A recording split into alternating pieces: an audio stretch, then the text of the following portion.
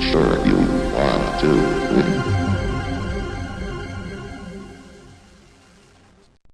I should talk to that lady tomorrow. Ah, my bed. Oh, there's already food in here. Huh. Galarion the Mystic.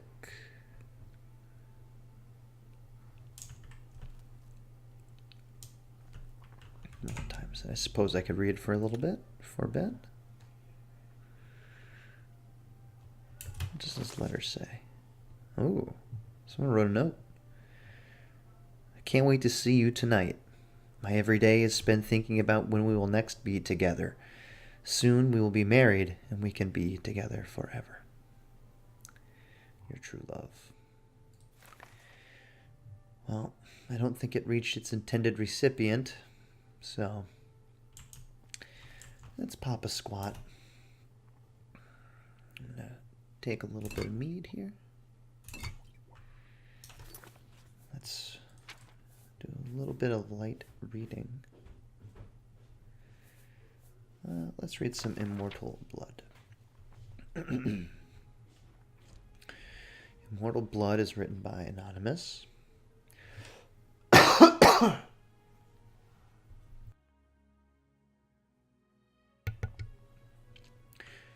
The moons and the stars were hidden from sight, making that particular quiet night especially dark. The town guard had to carry torches to make their rounds, but the men who came to call at my chapel carried no light with him. I came to learn that Movarth Pickween could see in the dark almost as well as the light, an excellent talent, considering his interests were exclusively nocturnal. One of my acolytes brought him to me, and from the look of him I at first thought he was in need of healing. He was pale to the point of opalescence, with a face that looked like it had once been very handsome before some unspeakable suffering. The dark circles under his eyes bespoke exhaustion, but the eyes themselves were alert, intense, almost insane. He quickly dismissed my notion that he himself was ill, though he did want to discuss a specific disease. Vampirism, he said, and then paused at my quizzical look. I was told that you were someone I should seek out for help understanding it. Who told you that? I asked with a smile. Tessina Gray. I immediately remembered her. A brave, beautiful knight who had needed my assistance separating fact from fiction on the subject of the vampire. It had been 2 years, and I had never heard whether my advice had proved effective. You've spoken to her. How is her ladyship? I asked. Dead, Movarth replied coldly. And then, responding to my shock, he added, to perhaps soften the blow, she said your advice was invaluable, at least for the one vampire. When last I talked to her, she was tracking another. It killed her. Then the advice I gave her was not enough, I sighed. Why do you think it would be enough for you? I was a teacher once myself, years ago, he said. Not in a university, a trainer in the Fighters Guild. But I know that if a student doesn't ask the right questions, the teacher cannot be responsible for his failure. I intend to ask you the right questions. And that he did. For hours, he asked questions and I answered what I could, but he never volunteered any information about himself. He never smiled. He only studied me with those intense eyes of his, committing every word I said to memory. Finally, I turned the questioning around. You said you were a trainer at the Fighters Guild. Are you on an assignment for them? No, he said curtly. And finally I could detect some weariness in those feverish eyes of his. I would like to continue this tomorrow night if I could. I need to get some sleep and absorb this. You sleep during the day? I smiled. To my surprise, he returned the smile, though it was more of a grimace. When tracking your prey, you adapt their habits. The next day, he did return with more questions. These ones were very specific. He wanted to know about the vampires of Eastern Skyrim. I told him about the most powerful tribe, the Volkiar, paranoid and cruel, whose very breath could freeze their victims' blood in the veins. I explained to him how they lived beneath the ice of remote and haunted lakes, never venturing into the world of men except to feed. You know, I've been to Skyrim before, and I can't ever remember finding vampires quite as bizarre and cruel and powerful as these. Let's learn more about them.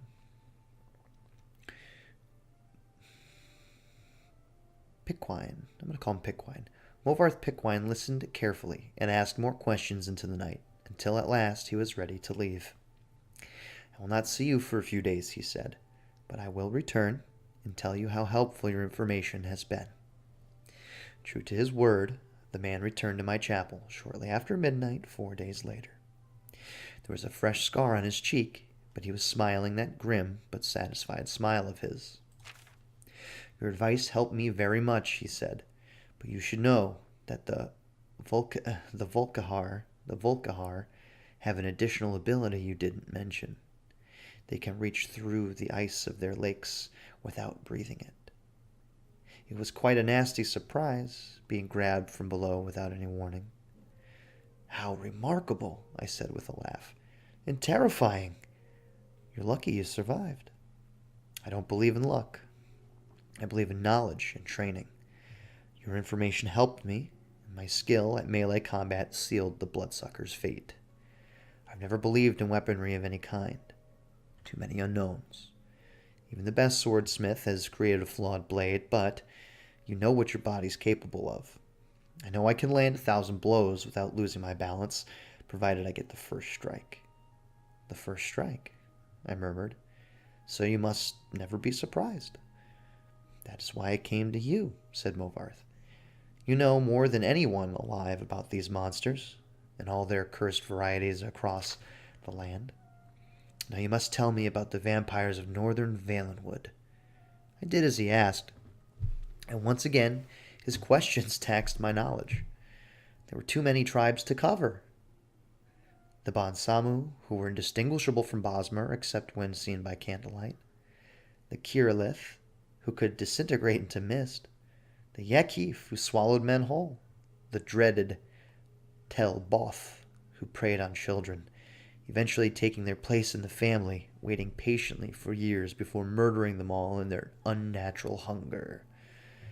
Once again, he bade me farewell, promising to return in a few weeks, and once again, he returned as he said, just after midnight. This time, Movarth had no fresh scars, but he again had new information. You're wrong about the Kirillith being unable to vaporize when pushed underwater, he said, patting my shoulder fondly. Fortunately, they cannot travel far in their mist form. I was able to track it down. You must have surprised it fearfully. Your field knowledge is becoming impressive, I said. I should have had an acolyte like you decades ago. Now tell me, he said, of the vampires of Cyrodiil. I told him what I could. There was but one tribe in Cyrodiil, a powerful clan who had ousted all other competitors, much like the Imperials themselves had done. Their true name was unknown, lost in history, but they were experts at concealment. If they kept themselves well fed, they were indistinguishable from living persons. They were cultured, more civilized than the vampires of the provinces, preferring to feed on victims while they were asleep, unaware. They'll be difficult to surprise, Movarth frowned.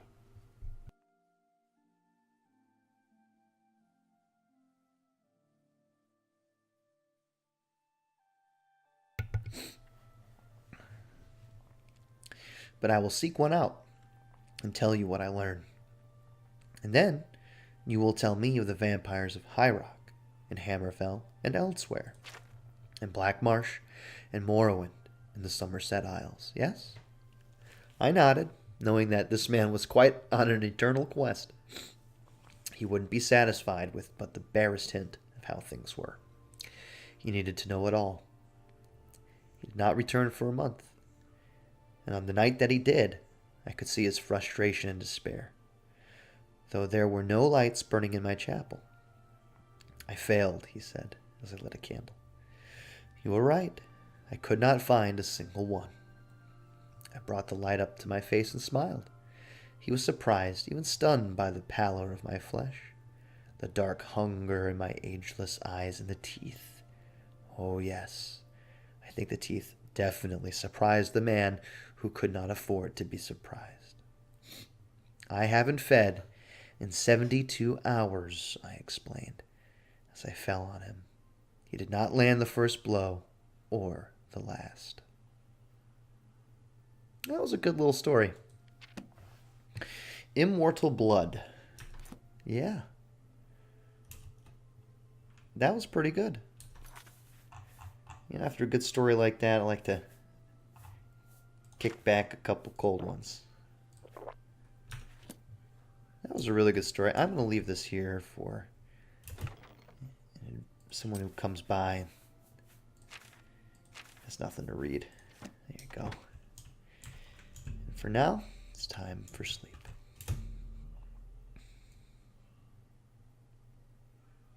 Let's wake up at 9. You know, thinking back to Skyrim and Morrowind, vampires there seemed a lot more like the vampires in Cyrodiil. Even though when I was in Skyrim, I didn't see anything like they had described in the book. Which is unfortunate, because I would have really liked to see those types of vampires. But really, I think even this guy was wrong, the one in Immortal Blood, given that it's probably fiction. A lot of books in here are nonfiction. His description didn't match up. And I think that's unfortunate, because the cold-breathing vampires that immediately turn your blood to ice in your veins sounds very incredible.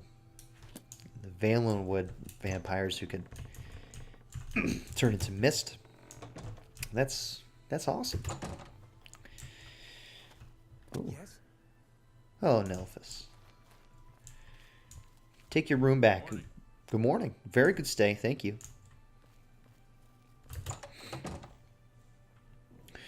So before I get too far into my journeying, I need a place. I need a place to stay. I want to say it's to the north, but I know it's around this road. So I'm going to take the Imperial City Road up into the northeast. So let's go ahead and do that now. Can I set a marker here? No. I don't know if you can set markers in this game. That's okay. We'll find our way there. After all, just gonna take it easy. Gonna play the game. Live life like we're supposed to. You have my ear, citizen. I don't need to talk to you. Go away now.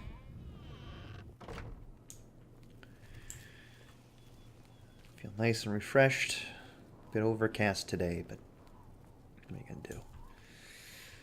Luther Broad's boarding house. I've heard a lot about that place here. It's very important. The King and Queen Tavern. Hello, sir. What is it, citizen? Hey, bud. It's beast folk. Not a big fan of the beast folk.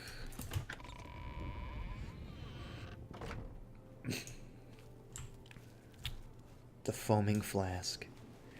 A lot of colorful sounding businesses here. Very colorful names. I'll be sure to return my journeys to the Imperial City now that I'm a free man out of prison.